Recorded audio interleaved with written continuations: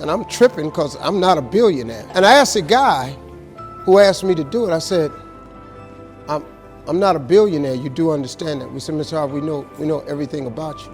We know your net worth and everything. I said, well, what can you all learn from me? He said, everything. He said, the reason we want to hear your story is because the majority of us that are billionaires, we inherited some money and we grew it.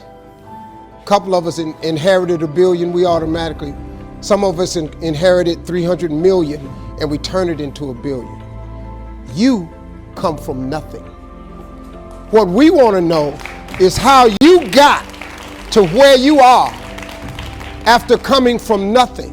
How did you live in a car for 3 years and wind up on more TV shows than anybody? How did you survive flunking out of school? How did you survive all of that?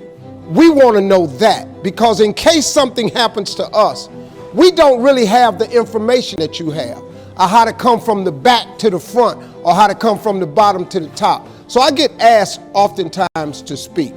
And so when I was telling them how I made it, I was telling them about the fortitude that I developed. And then I told them about the faith that I had. And that was really startling to them. Now, a lot of them are people of faith, but a lot of people who were born with a lot of money ain't really had to have a lot of faith. You understand? You have an idea of what it feels like.